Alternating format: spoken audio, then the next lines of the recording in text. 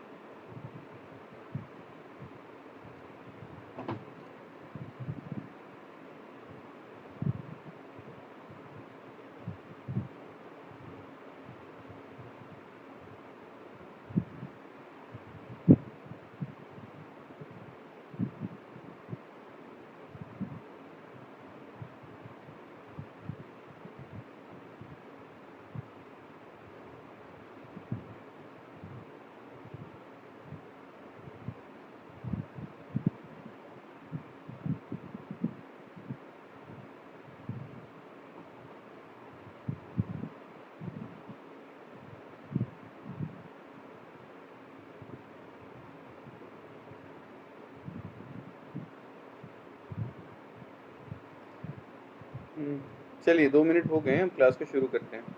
तो MSME sector अभी काफ़ी न्यूज़ में है क्योंकि सरकार ये बोल रही है कि एक जो सेकेंड स्टिमुलस पैकेज आएगा कोरोना वायरस के टाइम पे, वो एमएसएमई सेक्टर को ध्यान में रखते हुए आएगा।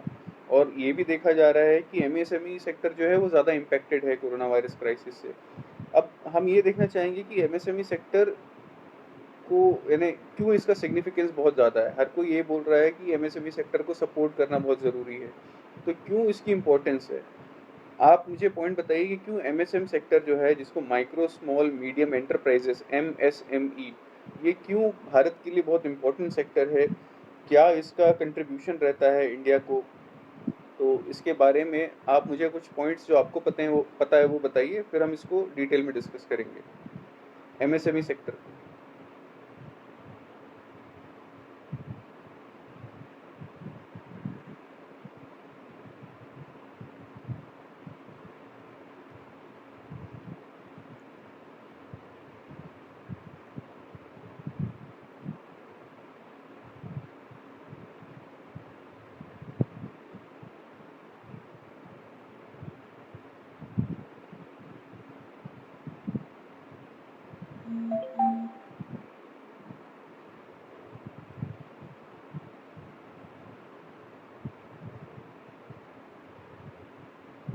एम्प्लॉयमेंट कंट्रीब्यूशन है पहला, जो अभिनव ने पॉइंट दिया है बिल्कुल सही है। एम्प्लॉयमेंट में कंट्रीब्यूशन करता है, जॉब क्रिएटिंग सेम चीज़ हो गया। बताइए एमएसएमई सेक्टर क्यों इम्पोर्टेंट है इंडिया के लिए। अगर एम्प्लॉयमेंट की बात की जाए तो एग्जैक्टली मैं आपको फिगर बताऊंगा, 11 करोड़ जॉब जो है वो एमएसएमई सेक्टर देता है, 11 करोड़।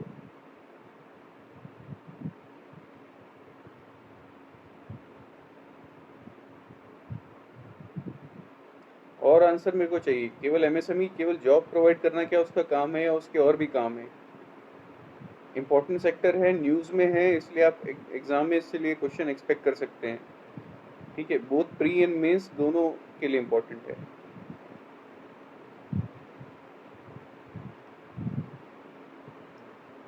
केवल रूरल एरिया नहीं, अर्बन एरिया में भी देगा, एम्प्लॉयमेंट अपॉर्चुनिटी दोनों को देता है एमएसएमई सेक्टर। ठीक है, एम्प्लॉयमेंट के अलावा सोचिए प्लीज। एक्सपोर्ट में शुभम का आंसर है 45%। शुभम कंफ्यूज हो गया है, एक्सपोर्ट में 40% हिस्सेदारी है एमएसएमई की। 45% होता है इसका टोटल मैन्युफैक्चरिंग इंडिया का, 45% एमएसएमई करता है। 40% एक्सपोर्ट जो है वो एमएसएमई की तरफ से होता है। तो आपका जो फिगर है वो थोड़ा गलत है। एमएसएमई जो टोटल इंडिया का एक्सपोर्ट है उसको एमएसएमई 40% सप्लीमेंट करता है। जीडीपी ग्रोथ में कंट्रीब्यूशन करता है, अभिषेक का आंसर आया है, इसमें मैं फिगर जोड़ दूंगा। जीडीपी ग्रोथ में 30% कंट्रीब्यूशन एमएसएमई का है। तो हमने ये देखा है एमएसएमई 11 करोड़ लोग को जॉब दे रहा है, 45% टोटल इंडिया की मैन्युफैक्चरिंग कर रहा है, 40% टोटल आपका एक्सपोर्ट जो हो रहा है हमारा उसमें कंट्रीब्यूशन कर रहा है, और 30% टोटल जीडीपी को कंट्रीब्यूट कर रहा है, इसलिए एमएसएमई सेक्टर बहुत इंपॉर्टेंट है। अब ये एंसिलियरी इंडस्ट्री, ये बहुत अच्छा एक पॉइंट रखा है अभिनव ने। जो बड़ी इंडस्ट्री होती हैं उसके अराउंड छोटे छोटे इंडस्ट्री बस जाती हैं। जैसे छत्तीसगढ़ का एग्जांपल लेंगे तो वैसे ही भिलाई स्टील प्लांट को स्थापित किया गया था आज़ादी के बाद। उसके तुरंत बाद रायपुर के अराउंड में एंसिलियरी इंडस्ट्री, छोटी छोटी इंडस्ट्री बन गई थी जो सप्लाई कर इक्विपमेंट सप्लाई करने का या कुछ मटेरियल सप्लाई करने का काम करती थी। जैसे मारुति का प्लांट मनेसर में खुला है, उसके अराउंड छोटी छोटी इंडस्ट्री खुल गई हैं जो मारुति को सप्लाई करने का काम शुरू कर देती हैं। तो एमएसएमई सेक्टर अपने आप में बड़ी इंडस्ट्री नहीं होती है, बड़ा मैन्युफैक्चरिंग नहीं करती हैं, लेकिन वो बड़ी मैन्युफैक्चरिंग सेक्टर को सपोर्ट करने का काम करती हैं। ठीक है, अब हम बात करते हैं क्लासिफिकेशन कैसे किया जाता है एमएसएमई का। तो कोई बता सकता है क्लासिफिकेशन कैसे होता है एमएसएमई का? कब उसको माइक्रो बोला जाएगा, कब उसको स्मॉल बोला जाएगा, कब उसको मीडियम बोला जाएगा? क्या मैन्युफैक्चरिंग सेक्टर और सर्विस सेक्टर के लिए दो अलग क्राइटेरिया हैं? और अगर क्राइटेरिया हैं तो किस हिसाब से हैं?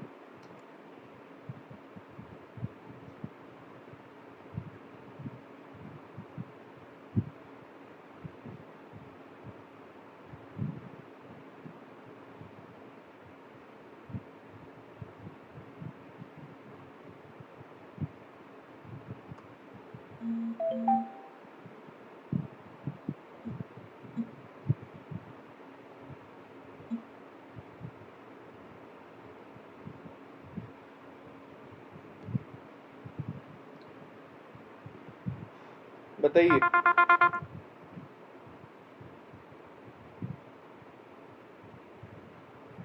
एमएसएमई का क्लासिफिकेशन कैसे किया जाता है? कब उसको माइक्रो बोला जाएगा, कब उसको स्मॉल बोला जाएगा, कब उसको मीडियम बोला जाएगा? और क्या सर्विस सेक्टर के लिए और मैन्युफैक्चरिंग सेक्टर के लिए सेम है?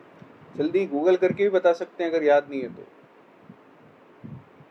बताओ बताओ, आज ही आर्टिकल आया है इसलिए मैं आज ही पॉइंट उठाया हूँ। आज बहुत अच्छा आर्टिकल आया है इंडियन एक्सप्रेस में, अगर किसी ने पढ़ा होगा तो वो जवाब दे देगा।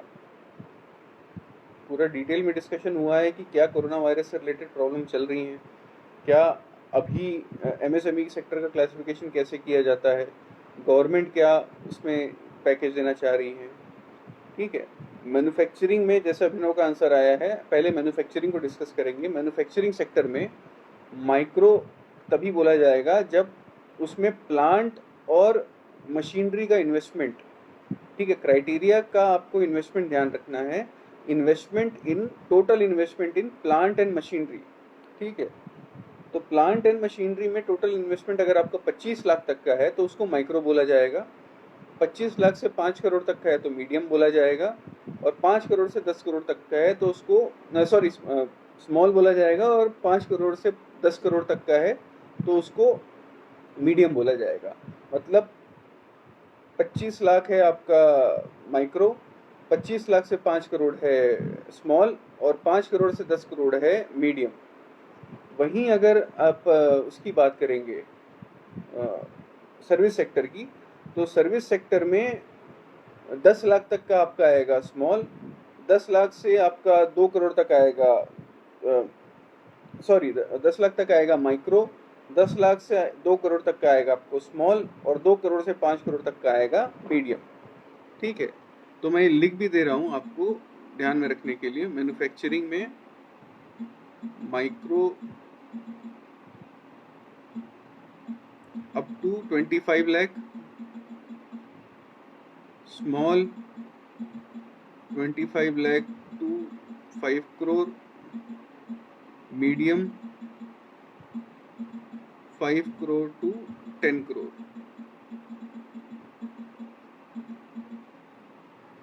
ठीक है, अब हमारा अगर इसकी बात की जाए, सर्विस सेक्टर की बात की जाए, तो सर्विस सेक्टर में सबसे बड़ी जो क्लासिफिकेशन है, प्रॉब्लम तो हम बाद में देखेंगे, सर्विस सेक्टर में जो क्लासिफिकेशन होगा वो माइक्रो होगा अप टू 10 लाख, स्मॉल होगा 10 लाख से 2 करोड़, मीडियम होगा 2 करोड़ से 5 करोड़।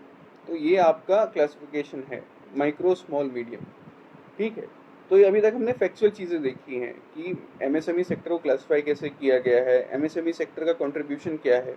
11 करोड़ जॉब देता है, 45% मैन्युफैक्चरिंग का आउटपुट ये देता है, 40% एक्सपोर्ट का काम एमएसएमई के थ्रू होता है, 30% आपका जो जीडीपी है वो एमएसएमई बना कर देता है। तो इंडिया के लिए बहुत इंपॉर्टेंट सेक्टर है एमएसएमई, ठीक है, माइक्रो स्मॉल मीडियम इंटरप्राइज। अब कोरोना वायरस के समय पर क्या प्रॉब्लम आ रही है, ठीक है, आप मुझे बताइएगा। कॉमन प्रॉब्लम क्या आ रही है, सर्विस सेक्टर को क्या प्रॉब्लम आ रही है, और आपका जो मैन्युफैक्चरिंग सेक्टर है उसको क्या प्रॉब्लम आ रही है, बताइए। कॉमन प्रॉब्लम क्या है, पहले कॉमन प्रॉब्लम से शुरू करते हैं।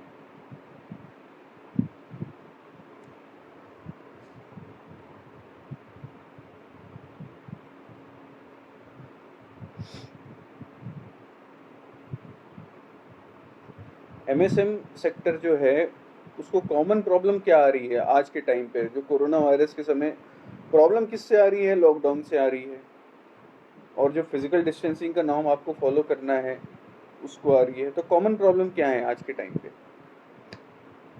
ट्रांसपोर्टेशन, बिल्कुल ठीक है। सबसे पहला आप देखिए, पहला आपका हमेशा सबसे बड़ा हथियार होना चाहिए। आंसर को आप विलेन समझिए और अपने आप को हीरो समझिए, और आपको विलेन को मारना है तो पहले आप उसको सबसे बड़े हथियार से मारेंगे, ठीक है, आखिरी के लिए मत बचा के रखिए।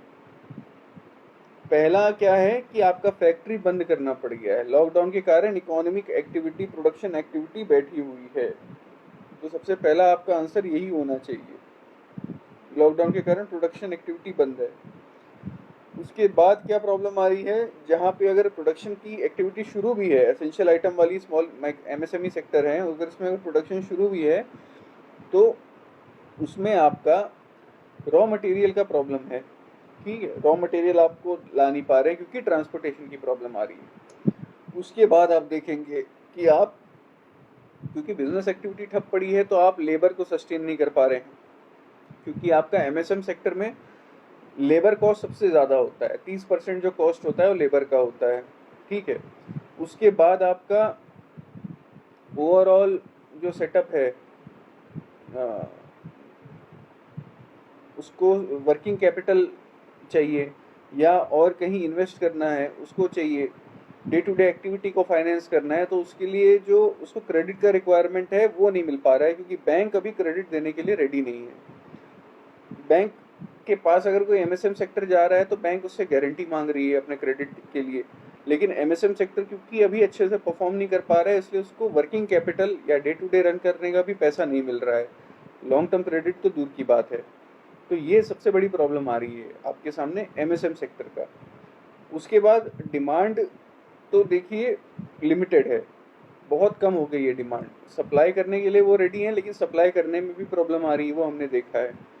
अब अगर सर्विस मैन्युफैक्चरिंग सेक्टर की बात की जाए तो transportation of both finish product, transportation of labour, ये भी बड़ी प्रॉब्लम है कि फिनिश प्रोडक्ट का तो आप भेज ही नहीं पा रहे हैं, कई लोगों का सामान तैयार है, उनके ऑर्डर कंप्लीट हो गए हैं लेकिन वो ट्रांसपोर्ट नहीं कर पा रहे हैं। कई लोग चाहते हैं काम शुरू करें लेकिन लेबर को अपने ट्रांसपोर्ट नहीं कर पा रहे हैं।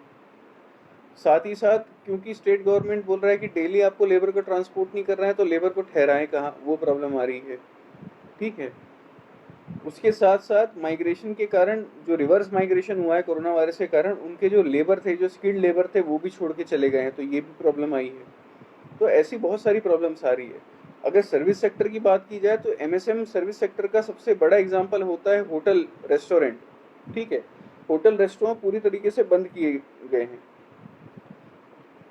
क्योंकि आपका लॉकडाउन चल रहा है, लॉकडाउन में होटल और रेस्टोरेंट सबसे ज़्यादा प्रभावित हुए हैं।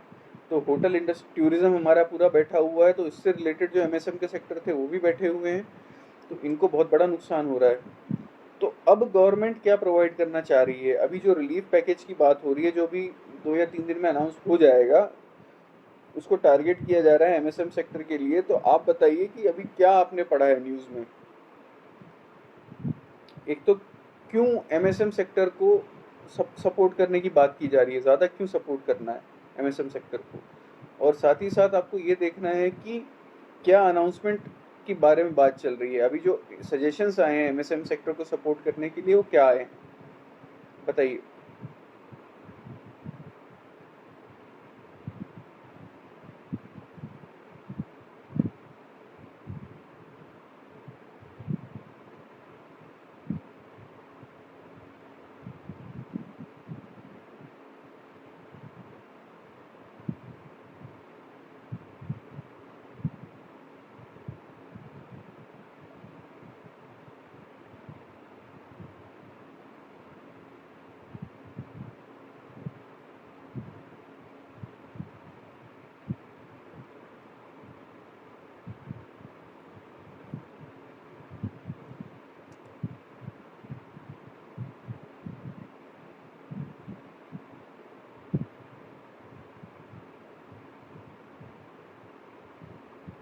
प्रोवाइड क्रेडिट की बात करिए, जो क्रेडिट शॉर्टेज आ रहा है उसको सप्लाई करने की बात की जा रही है। ठीक है, तो क्रेडिट सप्लाई के लिए गवर्नमेंट सिक्योरिटी प्रोवाइड करे, मतलब गवर्नमेंट गारंटी प्रोवाइड करे, जिससे एमएसएमई सेक्टर को लोन मिल सके, क्रेडिट मिल सके, चाहे वो जिससे वो डे टू डे बिजनेस का भुगतान कर सकें, लेबर कॉस्ट अपना रन कर सकें। तो सबसे बड़ा जो सजेशन आया है वो ये आया है, क्योंकि अभी एमएसएम सेक्टर खुद गारंटी देने को तैयार नहीं है। जब भी आप लोन लेते हैं तो आपको गारंटी चाहिए होता है, आपके पास एक कुछ चीज़ सिक्योरिटी होना चाहिए। तो अभी क्या बोला जा रहा है कि गवर्नमेंट के समय पर इस समय पर गवर्नमेंट गारंटी दे बैंक्स को, ताकि बैंक्स एमएसएम सेक्टर को लोन दे सकें। ठीक है, फाइनेंशियल इमरजेंसी बहुत ज़्यादा एक्सट्रीम सजेशन है, शुरुआत में नहीं आना चाहिए। और अभी ये बोला जा रहा है, जैसे इसकी तुलना की जा रही है, जब 2008 में आपका रिसेशन आया था तो उस समय जो ज़्यादा बेल आउट पैकेज दिया था यहाँ इंडिया में भी और विश्व में अलग अलग देशों में, तो वो ज़्यादातर बड़े कॉरपोरेट्स को ध्यान में रखते हुए दिया गया था, माइक्रो स्मॉल मीडियम इंटरप्राइजेस को ध्यान में रखते हुए नहीं दिया गया था, जिसकी वजह से उनको काफ़ी दिक्कतें हुई थी। तो अभी ये ध्यान में रखा जा रहा है कि बड़े कॉरपोरेट हाउस के साथ साथ एमएसएम सेक्टर को भी स्पेशल फोकस दिया जाए। ठीक है, तो एमएसएम सेक्टर, क्योंकि हमने देखा है कि इतने बड़े लेवल पर एम्प्लॉयमेंट और मैन्युफैक्चरिंग और एक्सपोर्ट को और जीडीपी को सपोर्ट करता है, इसीलिए एमएसएम सेक्टर को सपोर्ट करना ज़रूरी है। क्योंकि अगर आपको देखना है कि डिमांड बढ़ेगा तो एमएसएम सेक्टर को ही काम मिल पाएगा, लेकिन जब वो स्ट्रगल कर रहा है, जब उसको क्रेडिट की कमी पड़ रही है, तो वो ऐसा सेक्टर नहीं है जिसके पास ऑलरेडी बहुत सारा पैसा रिजर्व में रहता है, बहुत सारे प्रॉफिट उसके रिजर्व में सेविंग में रहते हैं। ऐसा एमएसएम सेक्टर के साथ नहीं होता है, उसका डे टू डे सर्वाइवल होता है। ठीक है, कोई अगर होटल चला रहा है, वो भी आपका एमएसएम सेक्टर में आएगा, तो वो डे टू डे सर्वाइव करता है। अगर एक महीने से होटल उसका बंद है, उसका रेस्टोरेंट चल नहीं रहा है, तो उसको डे टू डे सर्वाइवल के लिए दिक्कत हो रही है। ठीक है, छोटे छोटे जो मैन्युफैक्चरिंग सेक्टर होते हैं, छोटे छोटे मैन्युफैक्चरिंग कंपनियां हैं, वो भी डे टू डे ऑर्डर पे सर्वाइव करते हैं कि मंथली इतना ऑर्डर मिला है तो इतना वो ऑर्डर को पूरा करेंगे, रॉ मटेरियल खरीदेंगे, अपने लेबर को पैसा देंगे, अपने प्लांट मशीनरी का खर्चा उठाएंगे। और सबसे बड़ी प्रॉब्लम है फिक्स्ड इलेक्ट्रिसिटी कॉस्ट, क्योंकि जितने भी बड़े बड़े छोटे बड़े एमएसएम के सेक्टर हैं, वो आपके इंडस्ट्रियल लेवल पर अपना खर्चा लेते हैं, इलेक्ट्रिसिटी का कनेक्शन लेते हैं। जब इंडस्ट्रियल लेवल पे इलेक्ट्रिसिटी का कनेक्शन लेते हैं तो उनका तो फिक्स रेंटल चार्ज ही 1 लाख 2 लाख रुपए का होता है कि मंथली बिल इतना आएगा ही आएगा। ठीक है, ये उनका फिक्स इलेक्ट्रिसिटी चार्जेस होते हैं। तो ऐसे चार्जेस बिना कोई रनिंग बिजनेस ऑपरेशन के इसको वहन करना बहुत मुश्किल होता है। ठीक है, तो ये प्रॉब्लम्स हैं करेंटली एमएसएम सेक्टर को। आप बेसिक से शुरू करेंगे, खुद अपने आप को अगर एज्यूम करेंगे कि आपका एक छोटा सा बिजनेस है, आपने इसमें इलेक्ट्रिसिटी कनेक्शन लेके रखा है जिसमें फिक्स चार्जेस होते हैं। हमारे घर का भी जो बिजली का बिल आता है, अगर आप उसको ध्यान से देखेंगे तो उसमें फिक्स चार्जेस होते हैं। लेकिन अगर आपने 3 फेसिंग करा के रखी है या ज़्यादा वॉट का कनेक्शन लिया है कि ज़्यादा आप ताकि ज़्यादा किलोवाट का कनेक्शन लिया है ताकि आप ज़्यादा अपना एसी वगैरह या बड़े बड़े इक्विपमेंट चला सकें, तो आपका फिक्स चार्ज ज़्यादा होता है। वैसे ही अगर आप मैन्युफैक्चरिंग सेक्टर है एमएसएमई का, तो आपका फिक्स चार्ज इलेक्ट्रिसिटी का ही 1 लाख 2 लाख रुपए का होता है। तो ऐसे समय पर जब कोई काम नहीं हो रहा है तो डे टू डे एक्टिविटी आपकी ठप पड़ी हुई है। इसलिए गवर्नमेंट चाहती है कि, क्योंकि एमएसएम सेक्टर का अपना खुद का कोई कुशन नहीं होता है, इसलिए उसको सपोर्ट करने के लिए उसको खुद कुशन देने की ज़रूरत है। तो अभी आप न्यूज़ को देखते रहिएगा, अगले 2-3 दिन में बड़ा अनाउंसमेंट आएगा एमएसएम सेक्टर को रिलीफ पैकेज के बारे में, उसको आपको ट्रैक करते रहना है। इस पूरे डिस्कशन में अगर कोई डाउट है तो 30 सेकंड में आप पूछ सकते हैं, फिर हम विटामिन की ओर आगे बढ़ेंगे। आज विटामिन को हमको ख़त्म करना है। ठीक है,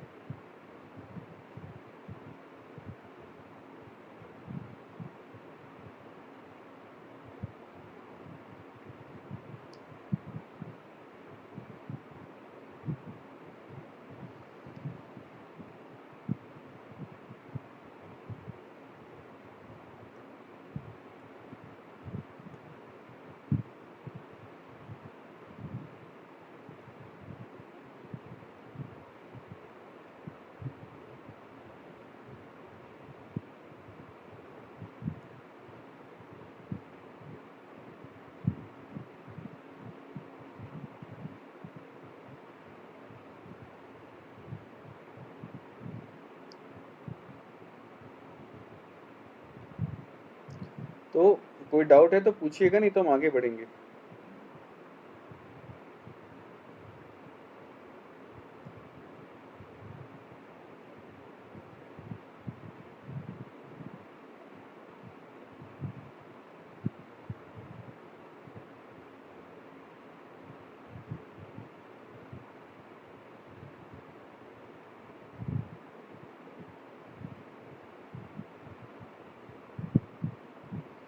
चलिए, अगर डाउट नहीं है और कोई आ भी नहीं रहा, 30 सेकंड से ऊपर का टाइम हो गया है, तो हम आगे बढ़ते हैं और हम विटामिन को पढ़ते हैं।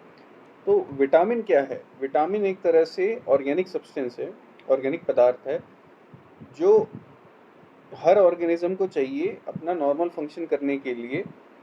लेकिन सबसे बड़ी प्रॉब्लम क्या है विटामिन के साथ, कि वो हमारे बॉडी के अंदर खुद नहीं बन पाता।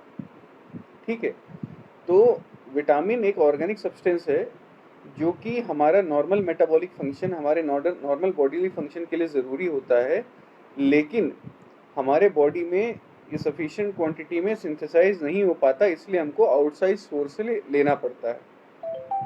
ठीक है,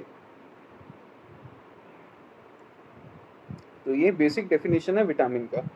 आपसे कोई डेफिनेशन नहीं पूछेगा, आपको ये ज़्यादातर यूपीएससी में प्री में पूछा जा सकता है, लेकिन ये इम्पोर्टेंट टॉपिक है। ठीक है, क्योंकि चाहे वो माल न्यूट्रिशन का टॉपिक हो, चाहे वो बेसिक साइंस का टॉपिक हो, विटामिन इम्पोर्टेंट रोल प्ले करता है। ठीक है, तो हम देखेंगे विटामिन्स को से क्लासिफिकेशन देखेंगे और विटामिन्स के बारे में थोड़ा सा डिटेल में पढ़ेंगे, बेसिक डिटेल में पढ़ेंगे, क्योंकि ये फैक्चुअल चीज़ें हैं, इसमें कोई कंसेप्ट करने की ज़रूरत नहीं है, याद करना है इनको। ठीक है, तो कोशिश करिएगा कि थोड़ा इंटरेस्टिंग बनाए इस लेक्चर को, आप लोग पार्टिसिपेट करिएगा। जो लोगों ने पहले से पढ़ के रखा होगा वो पार्टिसिपेट करेंगे तो बढ़िया होगा। तो हम शुरू करते हैं। आपको बेसिक डेफिनेशन मैंने बता दिया है विटामिन का। अब विटामिन को अगर क्लासिफाई किया जाए तो दो तरीके से क्लासिफाई कर सकते हैं, एक वाटर सॉल्यूबल, दूसरा फैट सॉल्यूबल। अब आप बताइए फैट सॉल्यूबल कौन कौन से विटामिन होते हैं? जो फैट में घुल जाएं वो होते हैं फैट सॉल्यूबल, जो पानी में घुलते हैं वो होते हैं वाटर सॉल्यूबल। तो फैट सॉल्यूबल विटामिन का एग्जांपल कौन देगा? चार होते हैं।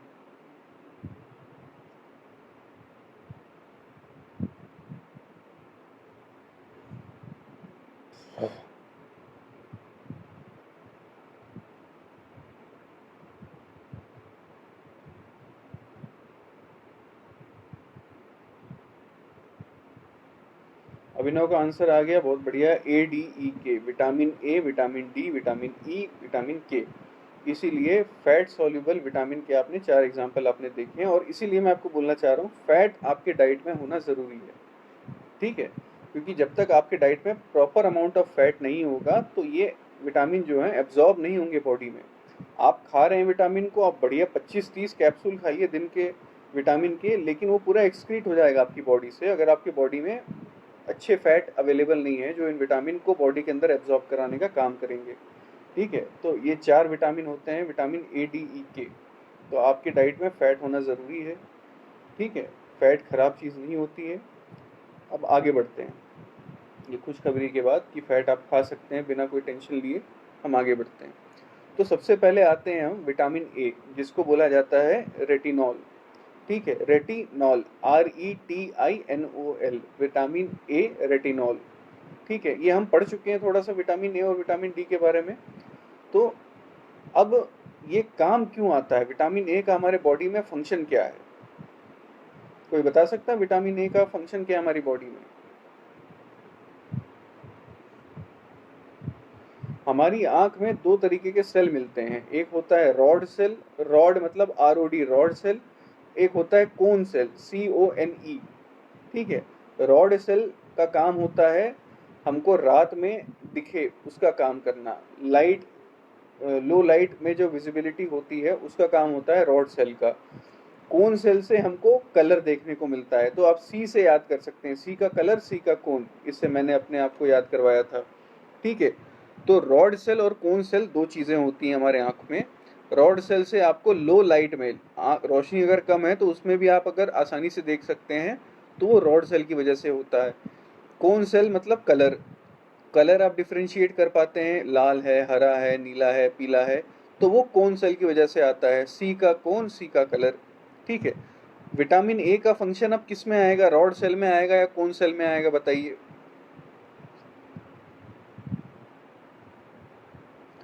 विटामिन ए का जो फंक्शन आएगा वो रॉड सेल के लिए आएगा या कोन सेल के लिए आएगा?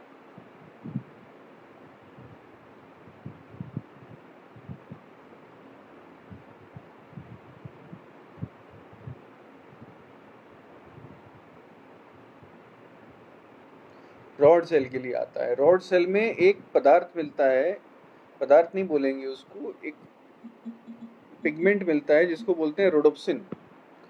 रोडोप्सिन के प्रोडक्शन में विटामिन ए का काम होता है। तो इसीलिए अगर विटामिन ए की कमी है तो नाइट ब्लाइंडनेस होती है, रतौंधी होती है। ठीक है। उसके साथ साथ विटामिन ए की अगर डेफिशिएंसी है तो उसके कारण आई जो है, ये साकेत ने कौन क्यों बोला, रॉड सेल है, रोडोप्सिन है, तो आई जो है उसमें ड्राई आई, मतलब कई बार आंख सूखी सूखी लगती है ना आपको, तो उसको बोलते हैं जीरो ऑप्थेल्मिया।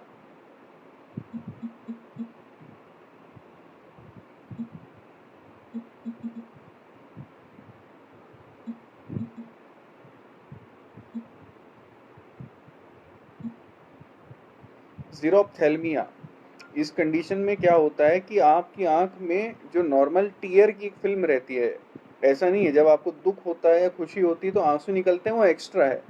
ठीक है, नॉर्मली आपकी आंख हमेशा मॉइस्ट होती है। वो क्यों होती है? क्योंकि विटामिन ए कुछ ऐसे सेल्स हैं जो म्यूकस को सिक्रीट करते हैं, जिसकी वजह से आपकी जो आंख है उसके अंदर एक फिल्म रहती है, नॉर्मल फिल्म रहती है, वो ड्राई होने से बचाती है आंख को।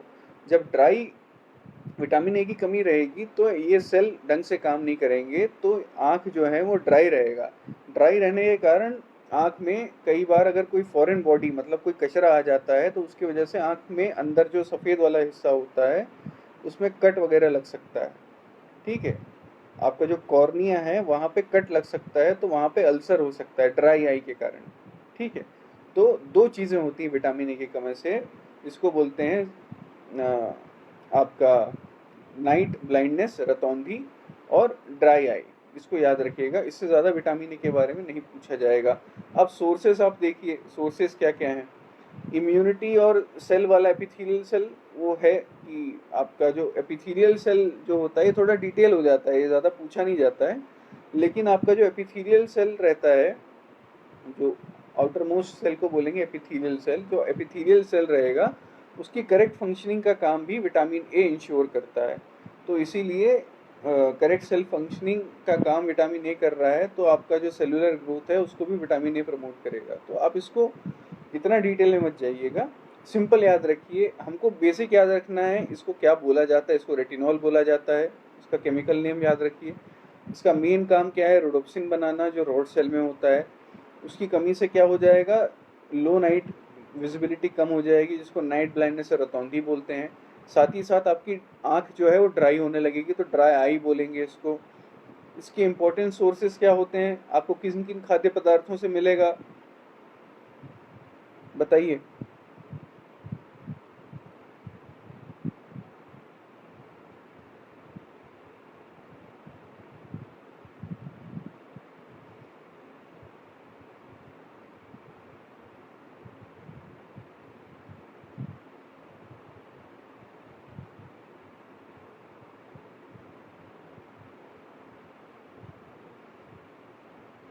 ग्रीन एंड लीफी वेजिटेबल सबसे इम्पोर्टेंट है।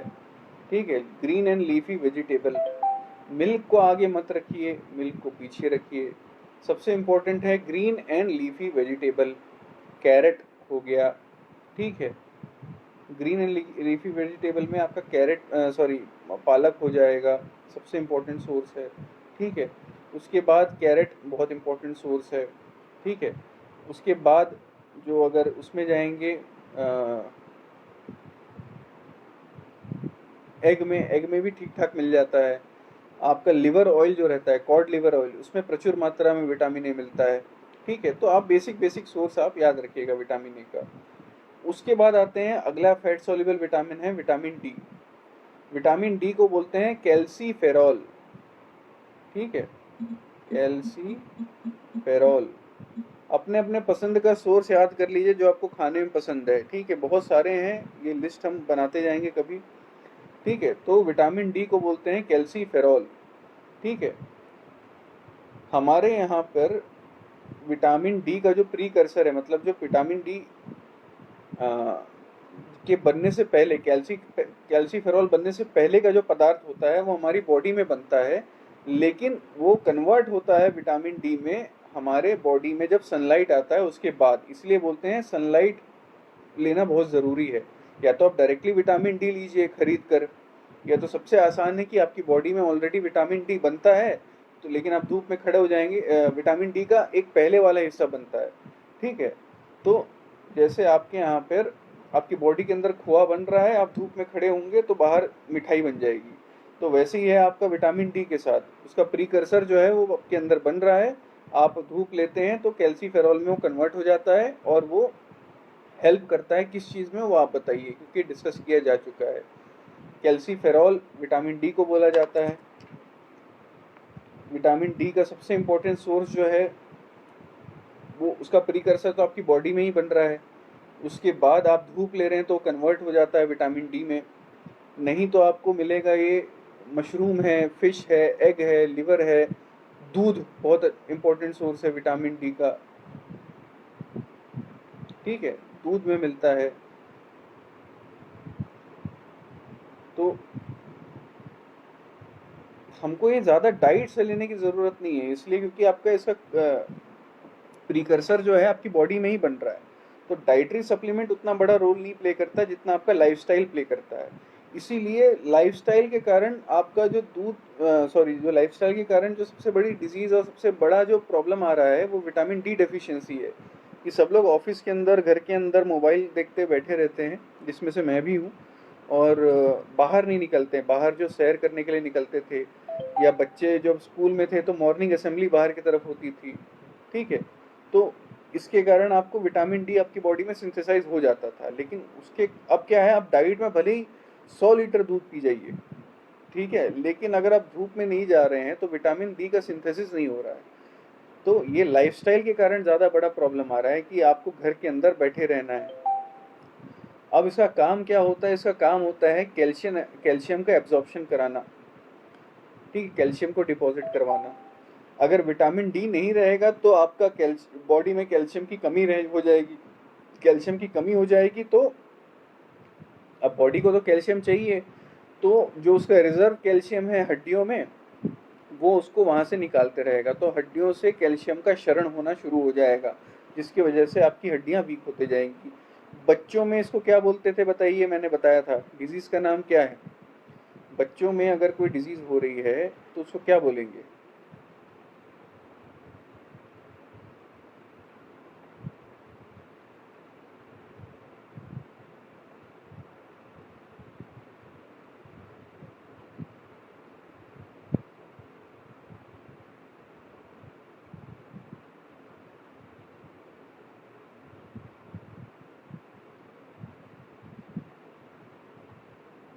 रिकेट्स, बच्चों में रिकेट्स होता है, बिल्कुल सही।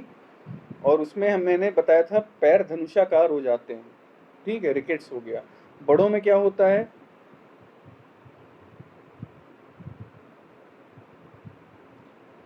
मिल्क कंप्लीट डाइट तब है जब आप धूप सेक रहे हो। मिल्क आप पी लीजिए कितना भी, लेकिन धूप नहीं सेकेंगे तो काम नहीं बनेगा,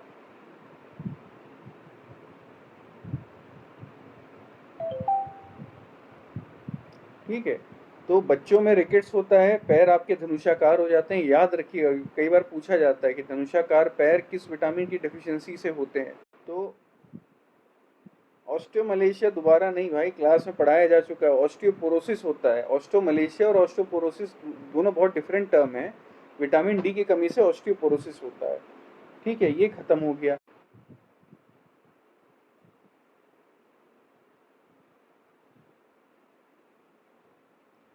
तो दो चीज़ें हैं, हमने देख लिया रिकेट्स और दूसरा देख लिया ऑस्टियोपोरोसिस। अब आते हैं अगले विटामिन में जो फैट सोल्यूबल है, वो है विटामिन ई, ठीक है। विटामिन ई को क्या बोलते हैं? विटामिन ई को बोलते हैं टोकोफेरॉल।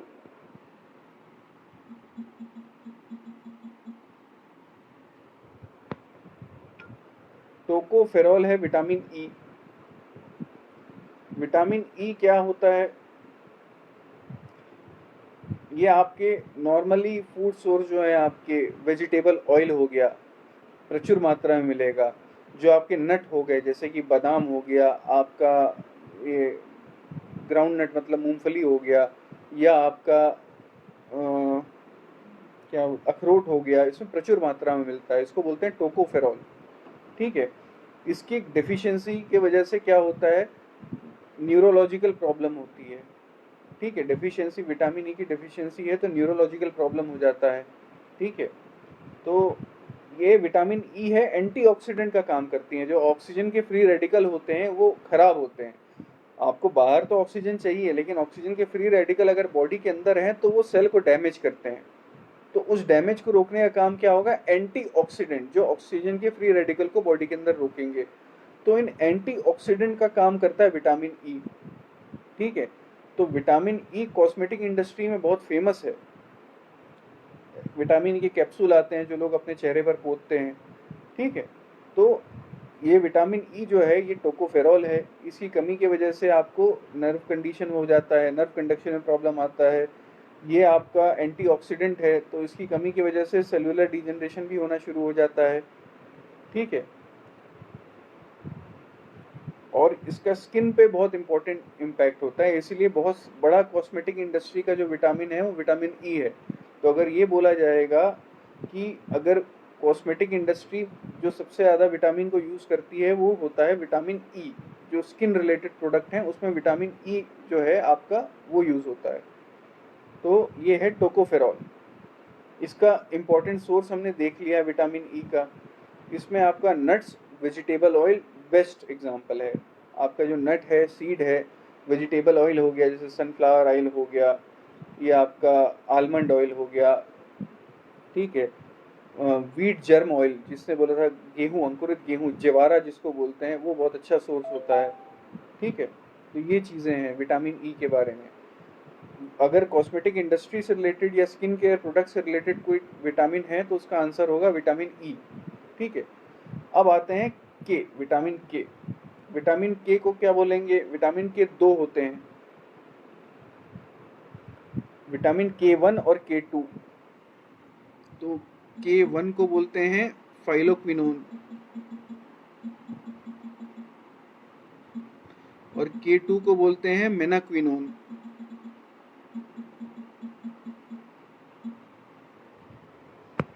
तो के वन होता है फाइलोक्विनोन और के टू होता है मेलाक्विनोन।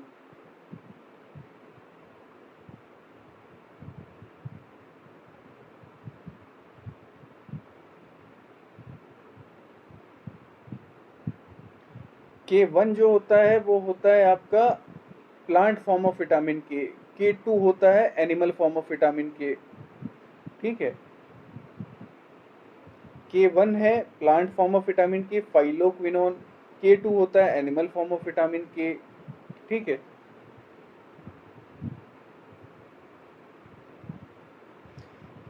के वन के टू में कन्वर्ट हो जाता है। आपका जो बड़ी आंत होती है, मोटी आंत होती है, उसके अंदर एक बैक्टीरिया होता है जो के वन को के टू में कन्वर्ट कर देता है। ठीक है, के वन जो है आपका प्लांट में जो फोटोसिंथेसिस की जो प्रक्रिया होती है उसमें बड़ा इंपॉर्टेंट रोल प्ले करता है। ठीक है, और आपके यहाँ जो विटामिन के जो बॉडी के अंदर उसका काम है वो आपका जो ब्लड का क्लॉटिंग होता है, मतलब आपको जो चोट लगती है, खून निकलता है, वो लगातार बहता नहीं है, गंगा नहीं बहने लगती है कि जो रुक नहीं रही है, वो थोड़ी देर बाद बंद हो जाता है, क्लॉट बन जाता है। तो ब्लड क्लॉटिंग में सबसे इंपॉर्टेंट जो रोल प्ले करता है वो प्ले करता है विटामिन के।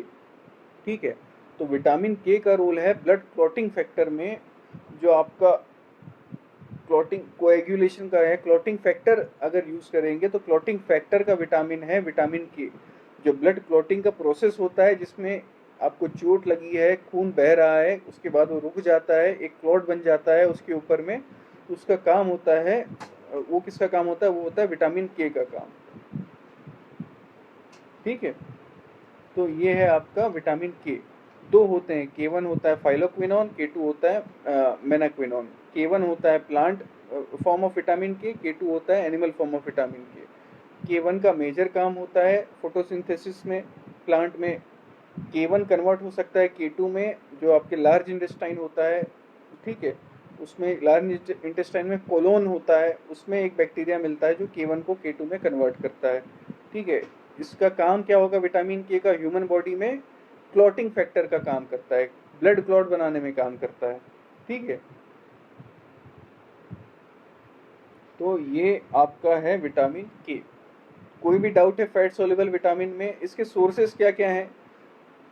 आपका एग योक में बहुत प्रचुर मात्रा में विटामिन मिलता है, आपका ग्रीन लीफी वेजिटेबल में बहुत प्रचुर मात्रा में विटामिन के मिलता है, ठीक है। पालक बहुत अच्छा होता है, ठीक है।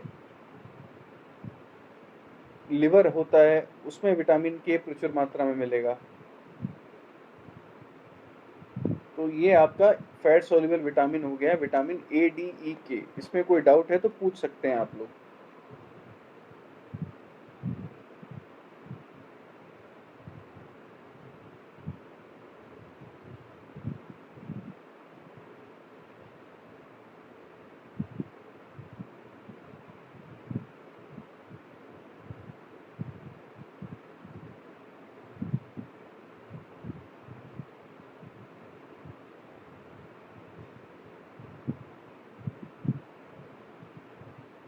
ठीक है, कोई डाउट है फैट सोल्यूबल विटामिन में? कुछ चीज़ समझ में नहीं आ रही? वैसे ये सारी फैक्चुअल चीज़ें हैं, इसमें कोई बड़ा इशू नहीं है।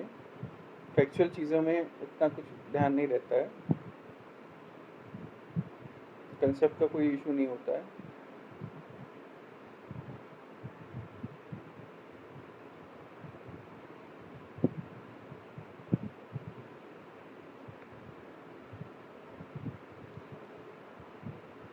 फर्टिलिटी से रिलेटेड जो है वो आपका जो विटामिन है वो विटामिन ई है। ए और ई दो हैं, मैं आपको बताऊंगा। जैसे इन्होंने इनफर्टिलिटी की बात करी है तो मैं बता रहा हूँ फर्टिलिटी में विटामिन के का रोल नहीं होता, फर्टिलिटी में विटामिन ए और विटामिन ई का, और ज़्यादा विटामिन ई का रोल है, ठीक है। तो फर्टिलिटी से रिलेटेड जो दो विटामिन है वो है विटामिन ए और विटामिन ई, ठीक है, ए ई।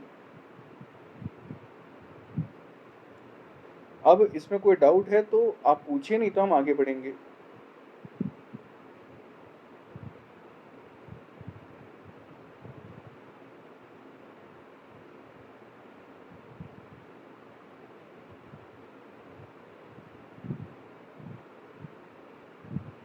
ठीक है, अब आते हैं विटामिन बी। तो बी वन को क्या बोलते हैं? थायमिन। बी वन है आपका थायमिन, ये वाटर सोल्यूबल विटामिन है। ये मिलता किस में है? ये आपका ब्राउन राइस है, वेजिटेबल है, आलू है, लिवर है, एग्स हैं, ओट होता है, उसमें मिलता है, ठीक है। तो ये आपका विटामिन बी वन है थायमिन, इसके हमने सोर्सेज देख लिए। इसकी जो कमी की वजह से होता है, ये कमी की वजह से एक बीमारी होती है, किसी को पता है वो क्या होता है?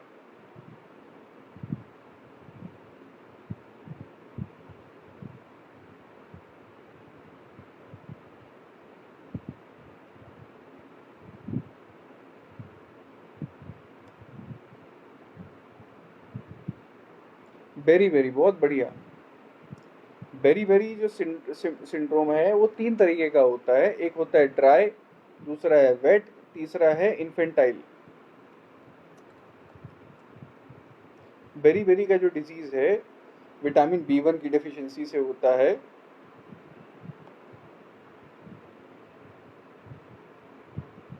कोई बता सकता है ड्राई बेरी बेरी और वेट बेरी बेरी में क्या फर्क होता है?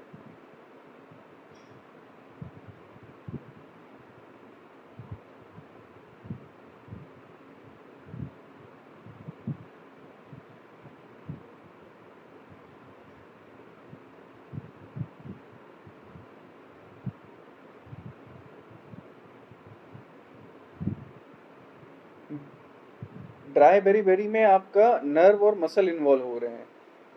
नर्व की कमी की वजह से मसल आपके वीक होते जाएंगे, तो ड्राई बेरी बेरी में मसल इन्वॉल्व होते हैं। आपका जो वेट बेरी बेरी होता है उसमें क्या होता है? वेट बेरी बेरी में आपका हार्ट हो गया, आपका जो सर्कुलेशन सिस्टम हो गया है वो सब इन्वॉल्व होता है। सर्कुलेशन सिस्टम और हार्ट है वो वेट बेरी बेरी में इन्वॉल्व होता है। ड्राई बेरी बेरी में नर्व्स और मसल इन्वॉल्व होते हैं। इन्फेंटाइल बेरी बेरी में क्या होगा?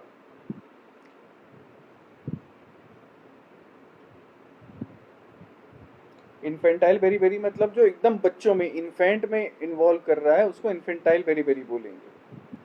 तो ड्राई बेरी बेरी और वेट बेरी बेरी दो अलग अलग चीज़ें होती हैं। ड्राई बेरी बेरी में आपका जो फंक्शन है वो मसल फंक्शन इन्वॉल्व होता है, इसके मैं लक्षण आपको बता दूंगा।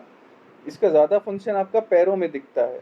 इसमें आपका टिंगलिंग होगा, यानी कुछ एक चुभन सी आपको महसूस होती है, पैरों में, हाथों में आपको पेन होता है, आपको इनवॉलंटरी आई मूवमेंट, क्योंकि आपका आई के मसल इन्वॉल्व हो जाते हैं इसलिए इसमें इनवॉलंटरी आई मूवमेंट होने लगता है, उसका पैरालिसिस होना शुरू हो जाता है।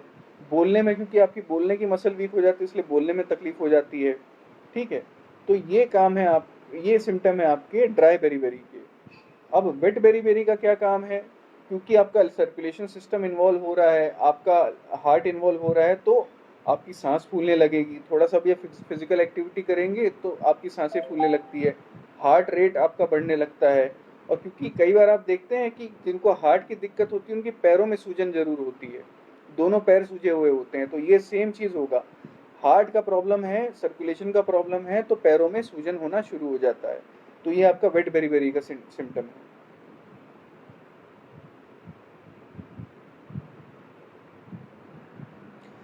अगर इसकी इतनी ज़्यादा डेफिशिएंसी हो गई है जिसकी वजह से आपका ब्रेन डैमेज तक की स्थिति बन जाती है, तो उसको बोलते हैं वर्निके कोर्सैकॉफ सिंड्रोम। अब ये क्या, क्यों मैं आपको बता रहा हूँ, क्योंकि ये डायरेक्टली आ सकता है क्वेश्चन कभी कि ये किसकी किस विटामिन की वजह से होता है। तो वर्निके कोर्सैकॉफ मैं लिख रहा हूँ, आप टेंशन मत लीजिएगा।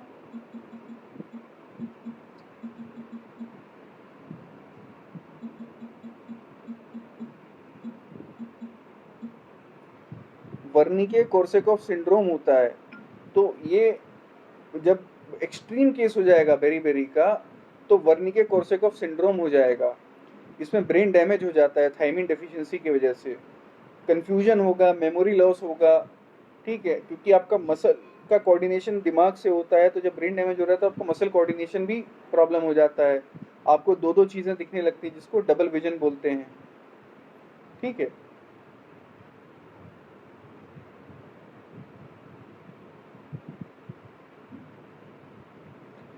तो ये आपका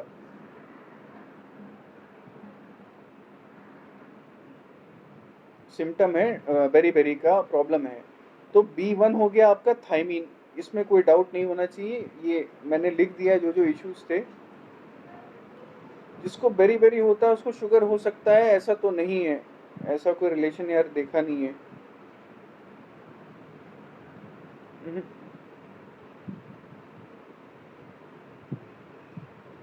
ठीक है, तो ऐसा प्री डिस्पोजिशन तो यार पढ़ा नहीं है, मेरे को भी मेडिकल छोड़े हुए 10 साल हो गए हैं, लेकिन तब उसको उस समय का भी ऐसा कोई याद नहीं है कि बेरी वालों को शुगर होने का टेंडेंसी ज़्यादा होता है, नहीं ऐसा नहीं है। लेकिन जो शराब ज़्यादा पीते हैं उनके अंदर बेरी होने के चांसेस बढ़ जाते हैं, इतना पता था। ठीक है, तो ये चीज़ें मत किया करिए, केवल बेरी के लिए नहीं, ऐसे भी मत पिया करिए। लेकिन मैं आपको बता रहा हूँ जो शराब का सेवन करते हैं उनके अंदर, क्योंकि वो विटामिन एब्जॉर्प्शन स्लो हो जाता है जिसकी वजह से बेरी हो जाता है, थायमिन की डेफिशिएंसी हो जाती है। ठीक है, अब आते हैं हम अगले विटामिन पे। B1 के बाद आता है आपका B2 राइबोफ्लेविन। राइबोफ्लेविन बहुत सरल विटामिन है, बताइए क्या क्या होता है।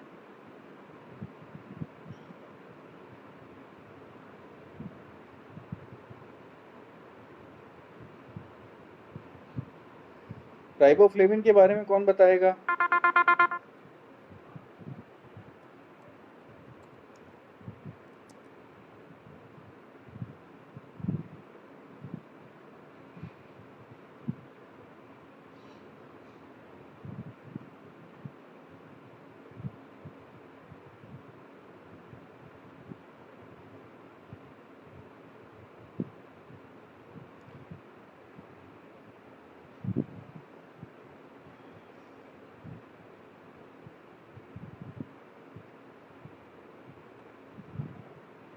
चिलियोसिस या एंगुलर स्टेमेटोसिस, मतलब आपका जो एंगल बनता है ना ये मुंह का, यहाँ पे कई बार आपको अल्सर टाइप का होता है, तो वो विटामिन B2 की डेफिशिएंसी से होता है।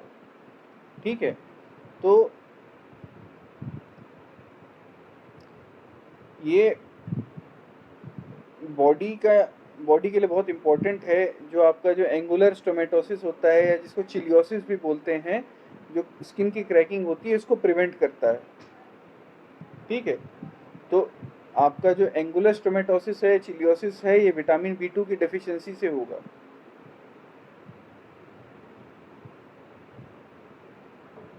आपके सोर्सेज क्या क्या होता है, विटामिन बी टू के सोर्सेज क्या हैं, राइबोफ्लेविन के सोर्सेज क्या हैं। सीरियल इंपॉर्टेंट सोर्स है, ठीक है। उसके बाद एग आपका इंपॉर्टेंट सोर्स है, नट्स हो गया, मशरूम हो गया, ये आपके अच्छे इंपॉर्टेंट सोर्स हैं।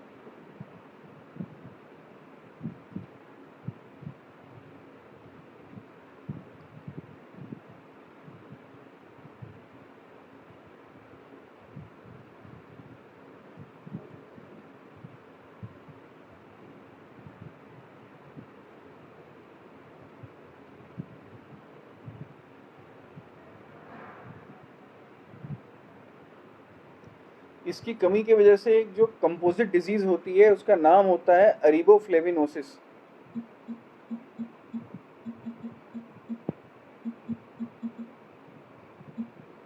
ये इसको याद करने की जरूरत नहीं है, राइबोफ्लेविन की कमी की वजह से ही अरीबोफ्लेविनोसिस हो रहा है। सोर माउथ में जो छाले होते हैं, मुंह में जो छाले होते हैं, उसका सबसे बड़ा इंपॉर्टेंट रीजन होता है कि आपके अंदर राइबोफ्लेविन या विटामिन बी टू की कमी है। विद इनका ये क्वेश्चन भी आ गया, उसके पहले ही मैंने जवाब दे दिया था, अरीबोफ्लेविनोसिस।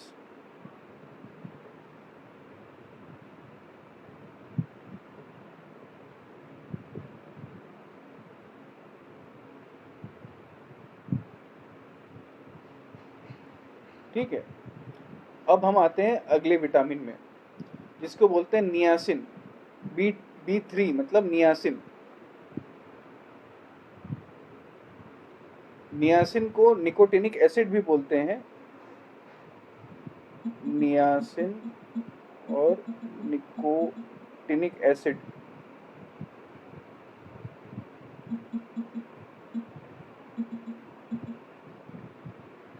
ठीक है, नियासिन या निकोटिनिक एसिड होता है।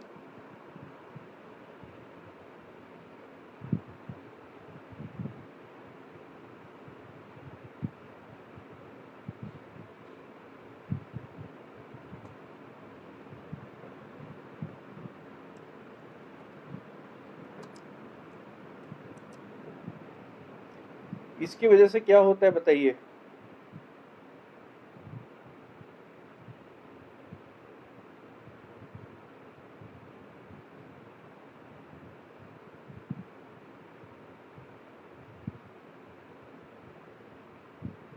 पेलाग्रा, क्या होता है पेलाग्रा में।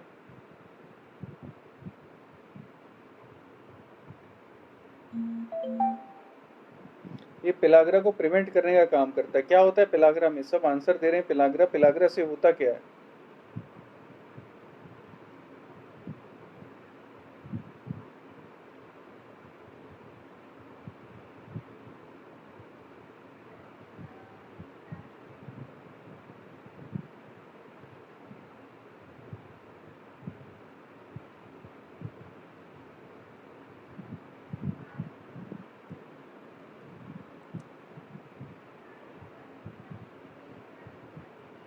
इन्फ्लेम्ड स्किन, आपका जो स्किन का है वो इन्फ्लेमेशन शुरू हो जाता है, डायरिया होने लगता है, उसके बाद मुंह में छाले होने शुरू हो जाते हैं, आपको डिमेंशिया मतलब कि मेमोरी का प्रॉब्लम होने लगता है। ठीक है, तो ये आपका पेलाग्रा होता है। ठीक है, बी3 की डेफिशिएंसी अगर हो रहा है, नियासिन का डेफिशिएंसी हो रहा है, तो उसमें 3 डी होते हैं, वो इंपॉर्टेंट होते हैं। Dermatitis, diarrhoea and dementia. Dermatitis मतलब स्किन का इन्फेक्शन होना, इन्फ्लेमेशन होना। डायरिया मतलब दस्त लगना। डिमेंशिया मतलब मेमोरी लॉस होना। तो ये 3 इंपॉर्टेंट चीज़ें हैं, और ये फेटल हो जाता है, क्योंकि डायरिया अनकंट्रोल्ड अगर होता है तो वो डेथ कॉज करा सकता है। तो आपका डिमेंशिया, डायरिया, डर्मेटाइटिस, 3 डी आपको याद रखने हैं। अब बताइए इसका सोर्स क्या है, विटामिन इसका नियासिन का इंपॉर्टेंट सोर्स क्या क्या है। मीट हो गया, फिश हो गया, एग हो गया, मशरूम हो गया, नट्स हो गए, ये आपके इंपॉर्टेंट सोर्सेज हैं विटामिन बी3 के।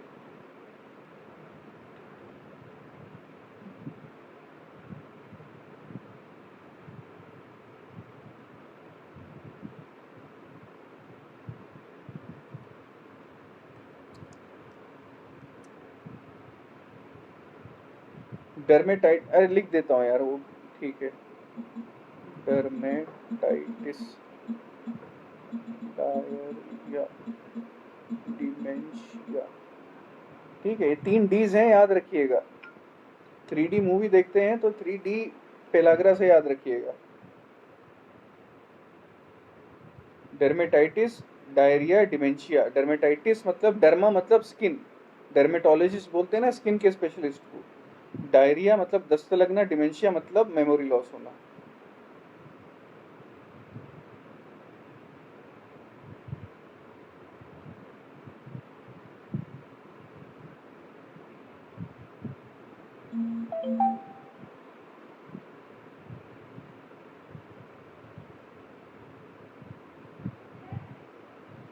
अब आते हैं B5। B5 क्या है? Pantothenic acid.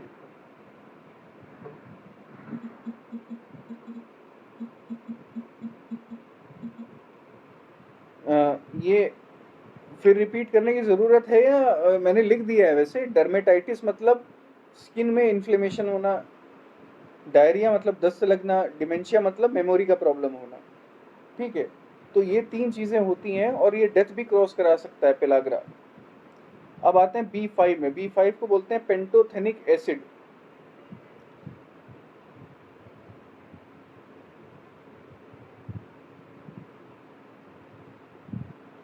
इसका काम होता है एक एसिटा कोएंजाइम ए, इसको सिंथेसिस करने में काम आता है। Coenzyme A.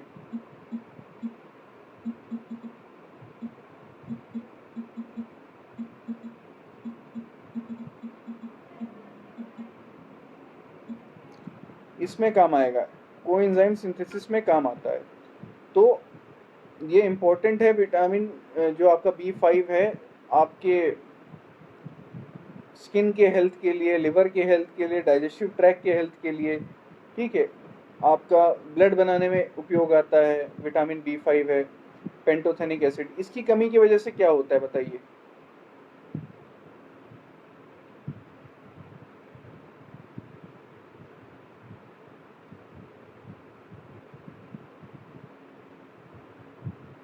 विटामिन B5 की डिफिशियंसी होना बहुत रेयर होता है क्योंकि ये प्रचुर मात्रा में बहुत सारे फूड प्रोडक्ट में मिलता है और इसका रिक्वायरमेंट भी बहुत कम होता है, ठीक है।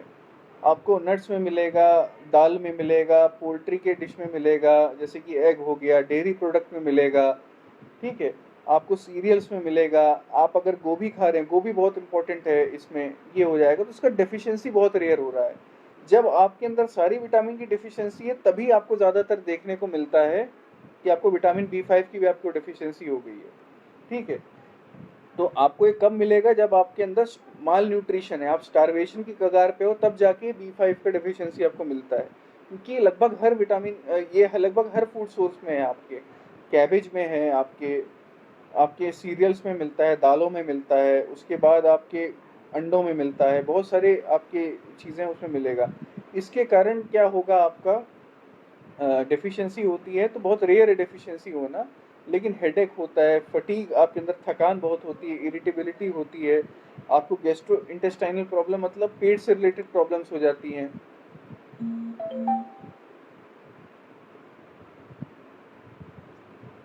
डैंड्रफ जो होता है, बाल सफ़ेद होना हो गया।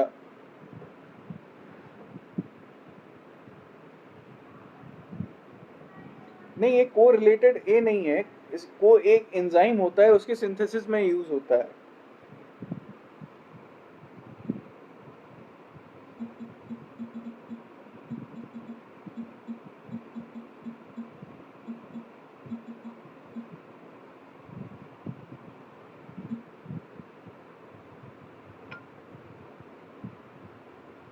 को एंजाइम ए है जिसको सिंथेसिस में हेल्प करता है, ठीक है। तो डैंड्रफ वगैरह जो करा रहे हैं, आपके आपके अंदर जो बहुत मुहासे वगैरह आते हैं, एक्ने वगैरह आते हैं, ठीक है। तो ये आपका काम होता है विटामिन B5, लेकिन इसका बहुत कम डेफिशिएंसी होता है। अगर ओवरऑल स्टारवेशन हो रहा है उसकी वजह से आपको डेफिशिएंसी होगा, ठीक है। अब आते हैं नेक्स्ट बायोटिन में, विटामिन B7।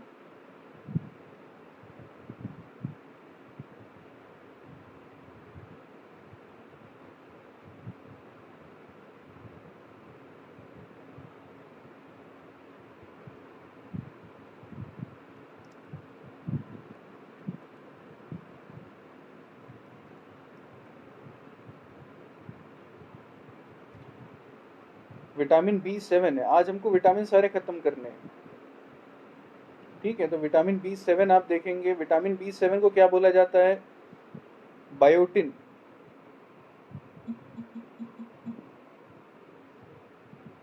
ठीक है, इसकी कमी की वजह से होता है डर्मेटाइटिस, स्किन का इन्फेक्शन, एंटेराइटिस, पेट का इन्फेक्शन। दो चीज़ें। आपको ये मिलता किस में है? आपको मिलेगा रॉ एग योक। आपको कच्चा अगर अंडे का योक खाएंगे तो मिलेगा। पीनट मतलब मूंगफली में मिलेगा। ये दो चीज़ें हैं जिसमें प्रचुर मात्रा में मिलेगा।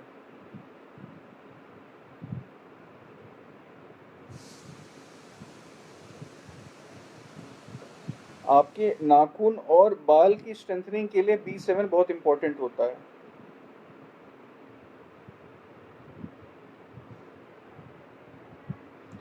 ये आपके फैट और कार्बोहाइड्रेट के मेटाबॉलिज्म के लिए इंपॉर्टेंट होता है। बालों का झड़ना B7 की वजह से होगा। बाल झड़ना शुरू हो जाता है अगर B7 की कमी है, बायोटिन की कमी है। ठीक है,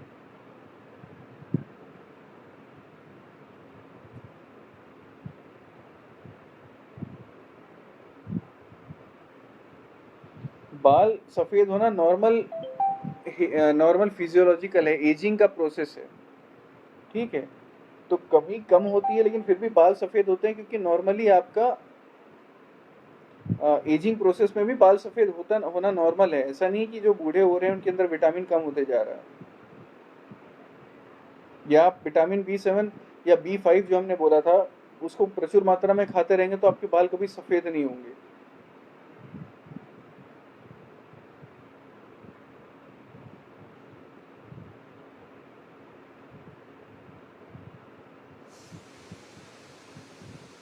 ठीक है,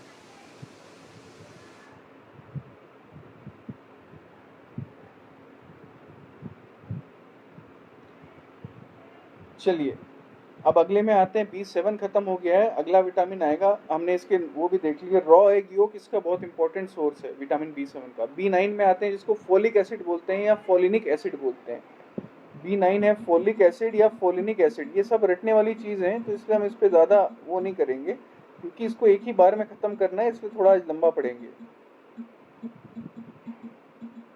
फोलिक एसिड या फोलिनिक एसिड,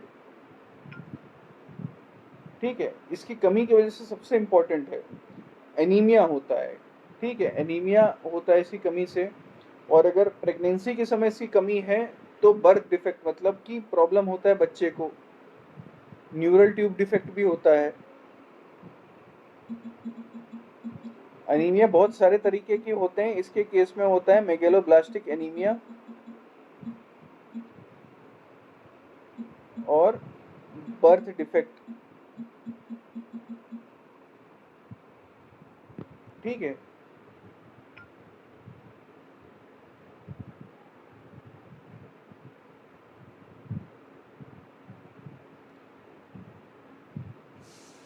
B7 को विटामिन H भी बोला जाता है, यह मैं आपको बताना भूल गया था। B7 को विटामिन H भी बोला जाता है। और B9 को आपको विटामिन M बोला जाता है।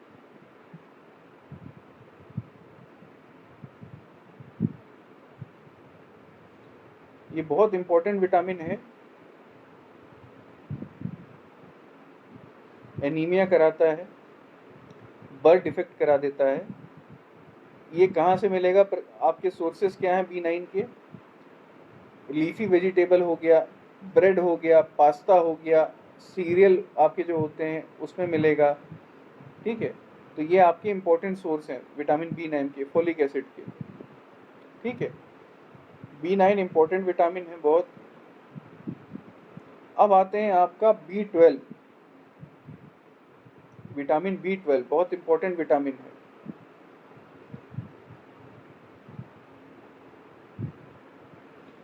कौन सा ऐसा विटामिन है जो सिर्फ एनिमल सोर्स में मिलता है?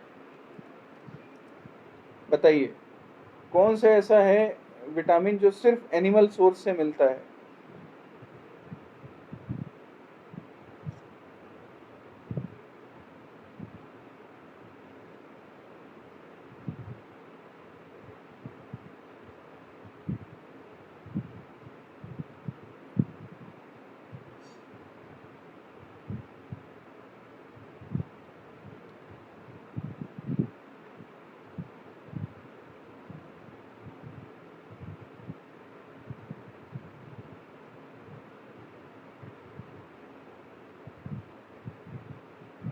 विटामिन B12 ही ऐसा विटामिन है जो सिर्फ एनिमल सोर्स में मिलता है, प्लांट सोर्स में नहीं मिलता है। ठीक है, विटामिन B12 एक वाटर सोल्यूबल विटामिन है। ठीक है, इसका नाम क्या है? इसका नाम है साइनोकोबालामीन।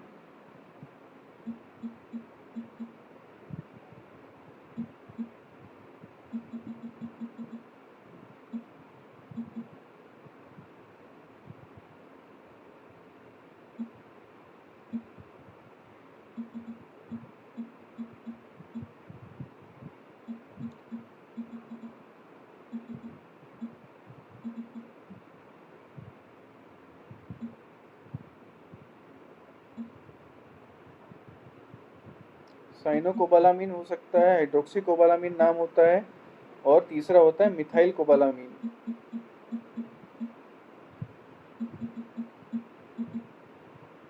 तीन है, साइनोकोबालामीन, हाइड्रोक्सीकोबालामीन और मिथाइल कोबालामीन। ये इकलौता ऐसा विटामिन है जो आपको सिर्फ और सिर्फ एनिमल सोर्स में मिलेगा। ठीक है, इसीलिए जो प्योर वेजिटेरियन है उसको दूध पीना कंपलसरी होता है, और इसकी डेफिशिएंसी से बहुत बड़ी प्रॉब्लम होती है। विटामिन B12 जो है बहुत इम्पोर्टेंट है। आपको डाइट में, अगर आप प्योर वेजिटेरियन हैं तो आपको यूज़ करना, इसको डाइट में लेना बहुत ज़्यादा ज़रूरी है, दूध को डाइट में लेना।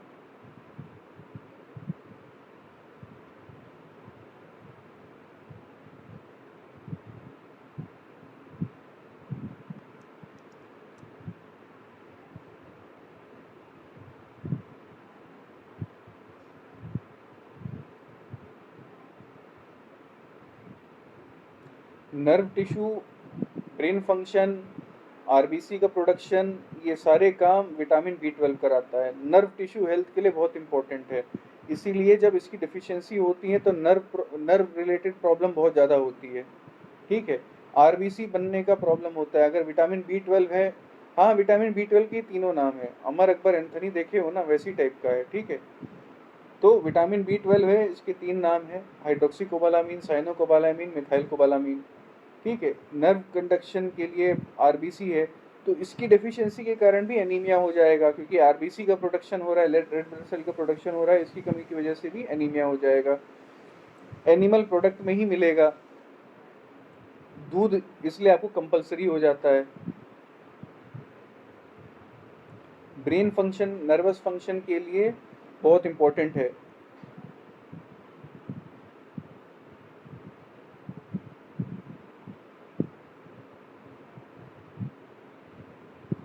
सीवियर डैमेज होता है नर्व सिस्टम को, और इसका डेफिशिएंसी होता है तो इंजेक्शन लगाना पड़ता है विटामिन B12 का।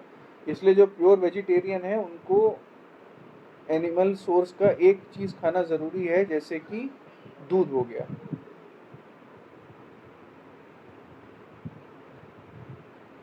तो ये ओवरऑल आपका विटामिन का सेशन हो गया है, फैक्चुअल सेशन है उतना। आप अगर ऑनलाइन देखेंगे तो आपको बहुत सारे चार्ट्स मिल जाएंगे जो आपके विटामिन को रिवाइज करने में काम आएगा, या खुद अगर नहीं ऑनलाइन अवेलेबल है तो आप खुद अपना चार्ट बना लीजिएगा। ठीक है, जिससे आप विटामिन को रिवाइज कर सकें। एक आध क्वेश्चन आ ही जाएगा प्री में जो आपको आसान नंबर दिला सकता है। ज़्यादातर मैच द कॉलम टाइप के आ जाते हैं, या फिर आपको ये देखना पड़ता है कि जो मैचिंग हुई है ऑलरेडी वो सही है या नहीं है। ट्रू फॉल्स के नाम से भी आ सकता है, तो देख लीजिएगा। इम्पोर्टेंट सब्जेक्ट है, इम्पोर्टेंट टॉपिक है, और साइंस के हिसाब से एक रेगुलरली पूछा जाता है। ठीक है, तो उसका ध्यान रखिएगा। आज की क्लास यहीं समाप्त करते हैं, कल नई क्लास लेंगे। ओके।